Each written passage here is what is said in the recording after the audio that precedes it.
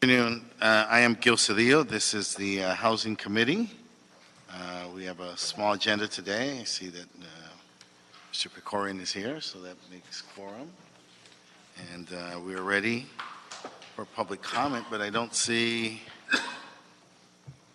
for public comment Schmores, but Schmores is not here. Schmores, not here.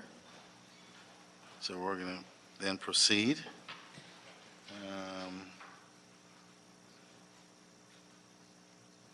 Okay, so we're going to move from there. Mr. Gubatan, you want to share your notes with me so I can follow our agenda? Okay.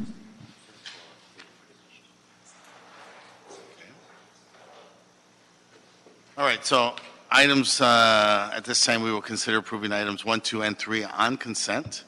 Mr. Krikorian, is that fine with you? That's fine. No objection. Okay, we've satisfied public testimony on that matter. So now we are moving to... Mr. Chair? Yes. Sorry, Andy Galan from the Office of the Chief Legislative Analyst. I just want to confirm that for items 1 through 3, we are adopting the recommendations in the CA reports.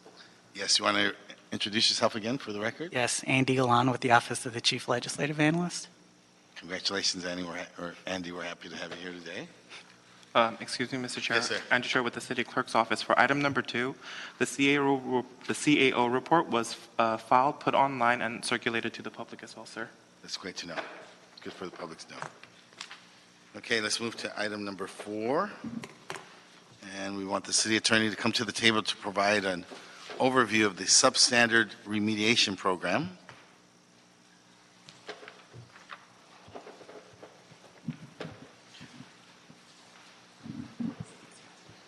Okay, Building Safety, you want to join us?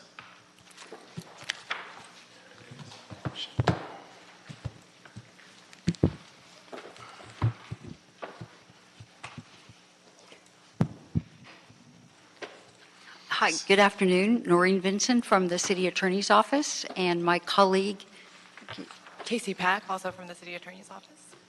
Frank Lara, Department of Building and Safety. Yes. So you're here being in response to the motion that we put forth. Tell us. Yes, we are.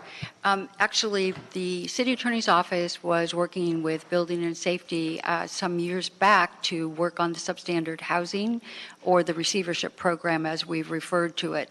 It was initially housed in our criminal division, and so our criminal division worked closely with the Department of Building and Safety. Building and Safety, of course, was identifying the properties that were substandard that would be referred to our office to work on the receivership program. Our office initially had 2 law firms that were identified through a procurement process to work and to assist with analyzing the properties, assessing the properties to see if they were appropriate for referral for a receivership, and then worked on getting the receiver established. What we found is that one of the law firms essentially drifted away. The other one continued to work with the City Attorney's Office on the project, but found that once they had gone through the process, gone through the notice that's required, and done the analysis and the workup, that oftentimes the property owner would come forward and essentially say, I'm stepping up, I'm going to repair the property, which was a good outcome for the city, certainly, but from the perspective of the law firm, they were not able to get any fees. So essentially, they have no longer a desire to work with us. A little bit ago, the project, the receivership program, was transferred from our criminal division. It was determined that it would be more helpful and beneficial to transfer it to our civil side, to our housing division. And so Casey Pack, who is with me this afternoon, has actually been working on that program, and I think can share her experience in terms of the properties that have been identified and what we've been able to do with them. We're actually happy to see this motion come forward, and the idea of having us go back out through a process, procuring some firms to work with us, is something that I think would be extremely helpful. I understand there have been a large number of properties identified by Building and Safety, and to the extent that they meet the state definition of the Health and Safety Code, which would allow us to establish a receiver, we're happy to work closely with Building and Safety to accomplish that. So if I may ask Casey to go through what your experience has been with the program? Sure. We've had, originally Building and Safety had a list of approximately 500 plus properties. Of that list, we've kind of extrapolated what we thought would be the worst case scenario properties. We've been working with Building and Safety in terms of trying to identify which properties would be a good candidate for receivership. And once we identify whether that property would be a good candidate, we make a referral to our potential receiver, and that individual does his own analysis in terms of whether it's financially a viable candidate. And so I've been kind of going through my list one at a time, just identifying properties. And we've had many instances where property owners, once they receive a notice of abate, they will come out of the woodwork, so to speak, and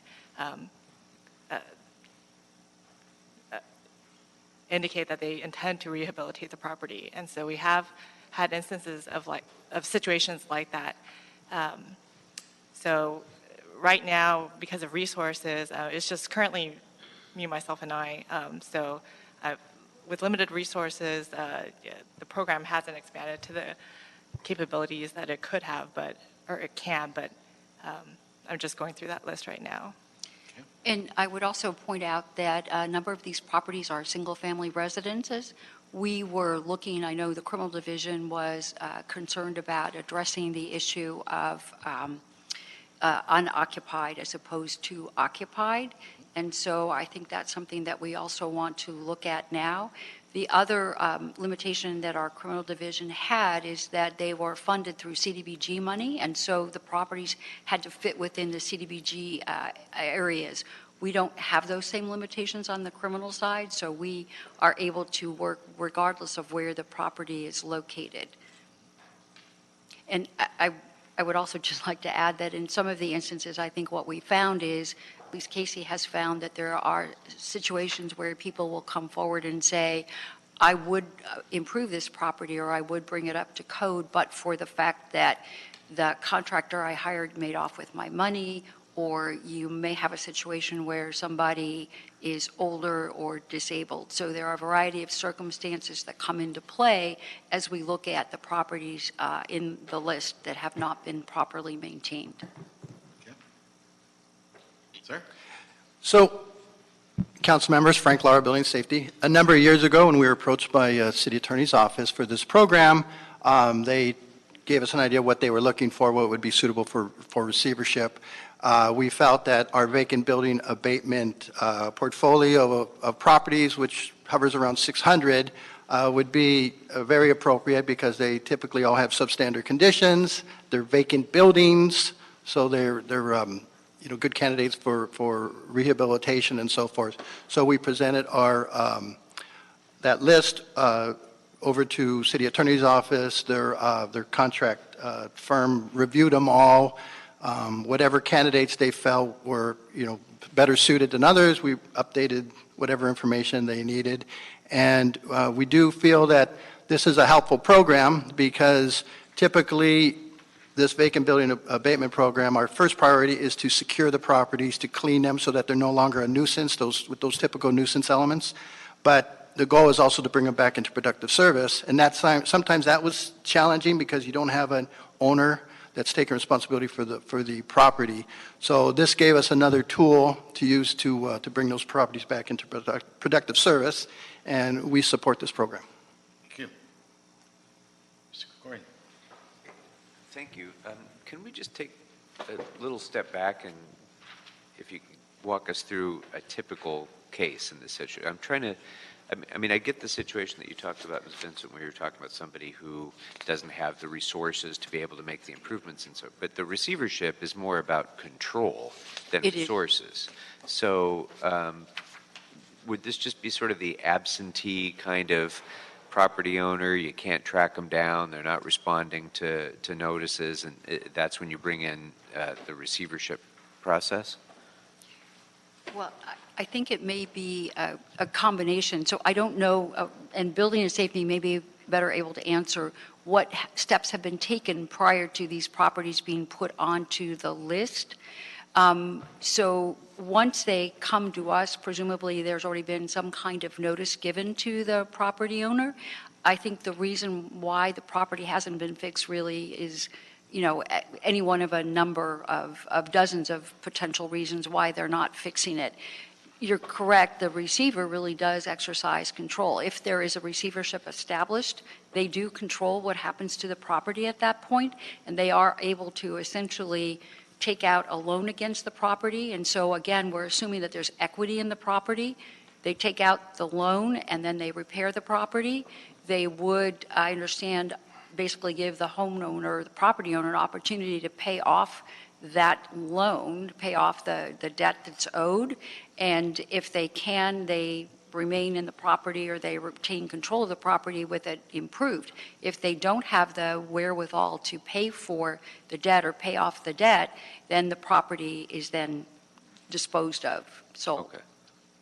Okay, so that anticipated my next question, is how do you pay for all this, or how does the receiver pay for all this? It assumes the availability of equity. Correct. It assumes that there's sufficient equity to allow for the repairs to be done. So when we did the foreclosure registry a number of years ago, part of the objective of that was to identify foreclosed properties that had become blights in neighborhoods, and so that we could fine the property owner and force them to put the property into productive use. Since those properties would probably be less suitable for this sort of thing because they would likely have less or no equity in them to be able to borrow against, I assume. They may not, and the foreclosure registry actually required that anytime there was a notice of default or there was a foreclosure process started, that they had to register with the city. The city's concern, of course, was that when that situation happens, it's often followed by or concurrent with blighted property. Exactly. But it didn't have to necessarily be blighted in order to trigger the application of foreclosure registry. Right. So there may be an overlap, but there may not be. So, Councilmember Frank Lara, Department of Building and Safety, we have a program where we inspect the foreclosure registry properties. It's just that initially to come into foreclosure registry, it's a notice of default that triggers the registration. But in order to trigger the inspection, the properties have to be taken over by the forecloser, Yeah. right? So we get notice when that occurs. We get notice from HCID. We relatively soon after that conduct an inspection. What we found during all these inspections is that there's a very minimal amount of blighted properties. And I believe it might just be because it's so close to when they've taken them over, or initially when they bring them into their portfolio, they go in and they clean them or what they do, but we found a very small percentage of them being blighted. Yeah, and since they're REOs, you're probably not going to need a receiver anyway because they're already owned by the bank. banks. So, well, I think this is in the cases where you need to compel action from a landowner that's not taking action. I think this is a great tool to have at your disposal. So, thank you, Mr. Chairman. Thank you. We're prepared to move forward. We were talking earlier, we want to make ourselves available. We want to get work with you on getting the attorney, the receiver, as we had talked, take advantage of our history, take advantage of the resources available so that we can move this forward. Motion, I assume? So moved. No objection? That, well, let me read it. Move to amend instructions to add the housing department. We want to put them in the loop, obviously. In addition to the CA, the Building and Safety, to assist in preparing the report. Without objection, I'd like to approve the motion as amended to instruct both Housing and Community Investment Department and Department of Building and Safety to assist the city attorney in preparing the report. Very good. No objection? No objection. So be the order. I see nothing else on the agenda. Motion to adjourn. Records 1, 2, 3. Yeah, I know.